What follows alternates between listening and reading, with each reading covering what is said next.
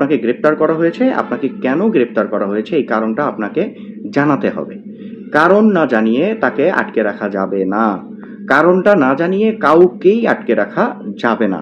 আইনের মানুষেরা যে শুধুমাত্র আইন পড়ে এটা সম্পূর্ণ একটা ভুল কথা।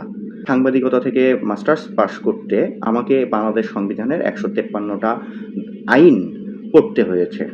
আমার সামনে আপনারা যে বইটা দেখতে পাচ্ছেন সেটি আমাদের বাংলাদেশের সংবিধান, যে সংবিধানে ১৫৩টি ধারা রয়েছে। এই সংবিধানে মোটামুটিভাবে একটি দেশ বা রাষ্ট্র কিভাবে পরিচালিত হবে তার সবকিছুই লেখা আছে।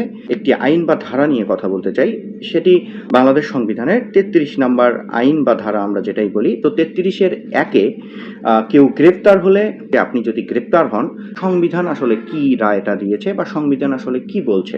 একজন মানুষকে চাইলেই কি গ্রেপ্তার করা যায় বা গ্রেপ্তার করার পরে তার সাথে আসলে কি করতে হবে বা কি করণীয়, এই বিষয়ে সংবিধান আসলে